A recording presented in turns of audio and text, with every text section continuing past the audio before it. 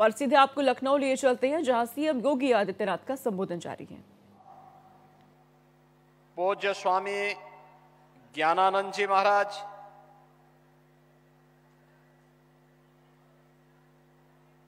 अखिल भारतीय आचार्य महासभा के महासचिव पूज्य स्वामी परमात्मानंद जी महाराज, जगतगुरु रामानुजाचार्य पूज्य स्वामी श्रीधराचार्य जी महाराज, जगतगुरु पूज्य स्वामी संतोषाचार्य सतवा बाबा जी, मंच पर उपस्थित पूज्य संतजन स्वामी धर्मेंद्र दास जी महाराज, स्वामी रामचंद्र दास जी महाराज, स्वामी शशिकांत दास जी महाराज, माननीय श्री रामलाल जी, राज्यसभा के माननीय सदस्य और उत्तर प्रदेश के पूर्व deputy CM doctor Dinesh Sharma ji, पूज्य संतजन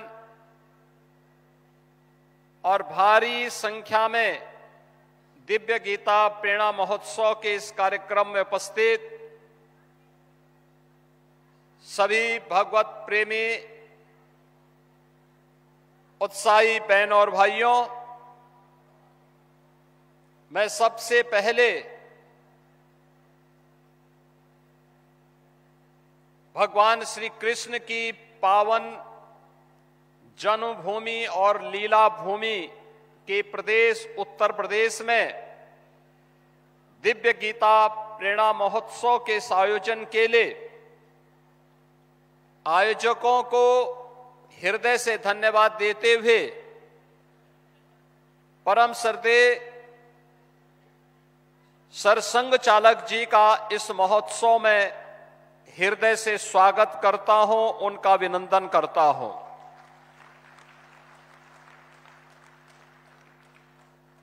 बहनों और भाइयों,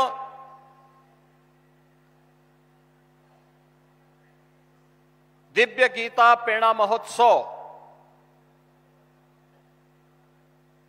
की जब हम बात करते हैं तो श्रीमद् भगवत गीता के 700 श्लोक, जिन्हें हर भारत का धर्मावलंबी, सनातन धर्मावलंबी जीवन का मंत्र मान करके बड़ी पवित्रता के साथ, बड़े आदर भाव के साथ उन्हें आत्मसात करने का प्रयास करता है, वह हम सबके सामने 18 अध्यायों की 700 श्लोकों की श्रीमद् भगवत गीता हर सनातन धर्मावलंबी के सामने आती हुई और एक नई प्रेरणा देती हुई दिखाई देती है। और जैसा यहां पे पूज्य स्वामी परमात्मानंद गिरि जी महाराज ने कहा था, एक धर्म से ही शुरू होता है, अंत में भी उसी मर्म के साथ वह अपना विराम भी लेती है। यानी शुरुआत और अंत को भी जोड़ें तो अपने आप में धर्म मानती है। श्रीमद् भगवत गीता धर्म की वास्तविक प्रेरणा है और भारत के मनीषा ने धर्म को कर्तव्य के साथ जोड़ करके देखा है। हमने धर्म को उपासना विधि मात्र नहीं माना है, उपासना विधि उसका एक हिस्सा है, एक छोटा सा भाग है। वह हर व्यक्ति अपने अनुसार, अपनी आस्था के अनुरूप, अपने पंथ, अपने संप्रदाय, अपने उपासना विधि के अनुरूप अपने आप को, अपनी आस्था को तय कर लेता है। लेकिन मुख्य रूप से धर्म हमारे यहां जीवन जीने की एक कला है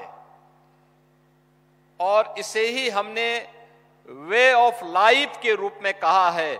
और वे ऑफ लाइफ यही है श्रीमद् भगवत गीता, जो भगवान की दिव्य वाणी है, जिसके महोत्सव के साथ आज हम सबको जुड़ने का अवसर प्राप्त हो रहा है।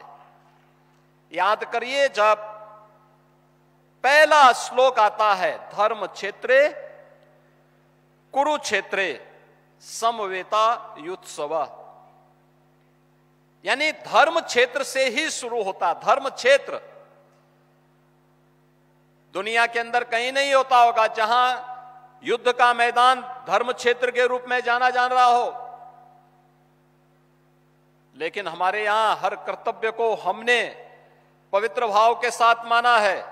अच्छा करेंगे पुण्य के भागीदार बनेंगे, गलत करेंगे पाप का भागीदार बनेंगे। और यह मान करके जब हर सनातन धर्मावलंबी चलता है तो वह अच्छा करने का प्रयास करता है। भारत ने विश्व मानवता को जो संदेश दिया है प्राचीन काल से ही, उसका वह संदेश भी वही है। आप याद करिए ना, हमने कभी नहीं कहा कि मैं जो कह रहा हूं यही सब कुछ है। हमने कभी ये नहीं कहा कि हमारी उपासना विधि ही सर्वश्रेष्ठ है। हमने सब कुछ होते हुए भी कभी भी अपनी श्रेष्ठता का डंका नहीं पीटा। जो आया उसको शरण दिया, जिसके ऊपर विपत्ति आई उसके साथ खड़े हो गए, जिसके सामने कोई चुनौती आई उसकी चुनौती का सामना करने के लिए सनातन धर्मावलंबी उसके साथ सहयोग के लिए खड़ा हो गया। अन्याय नहीं होना चाहिए, जियो और जीने दो की प्रेरणा अगर किसी ने दी है तो अब भारत की भूमि ने दी है। अयम निज परोवेति गणना लघु चेत साम उदार चरिता नाम, तो वसुधैव कुटुंबकम की प्रेरणा भारत की धरती ने दिया है, दुनिया ने नहीं दिया है। ये भारत की ही धरती देगी। और इसलिए धर्म क्षेत्र को भी हमने, धर्म क्षेत्र अपनी पूरी भारत की धरती को हमने धर्म क्षेत्र माना, तो इसलिए युद्ध का मैदान भी हमारे लिए धर्म क्षेत्र है, कर्तव्यों से जुड़ा हुआ क्षेत्र है। क्योंकि वह धर्म क्षेत्र में जो युद्ध भी लड़ा जा रहा है वह कर्तव्यों के लिए लड़ा जा रहा है। और वही भाव जब सामने आता है, अंत में आप देखते होंगे, अंतिम श्लोक जब आता है, अंत में धृतराष्ट्र पूछ ही पड़ते हैं कि भाई बताओ तो क्या होने जा रहा है इस युद्ध का परिणाम। उसने कहा युद्ध का परिणाम तो पहले से तय है। यत्र योगेश्वर कृष्ण यत्र पार्थो धनुर्धर तत्र श्री विजया भूतिर ध्रुवार नीतिर मतिर मम।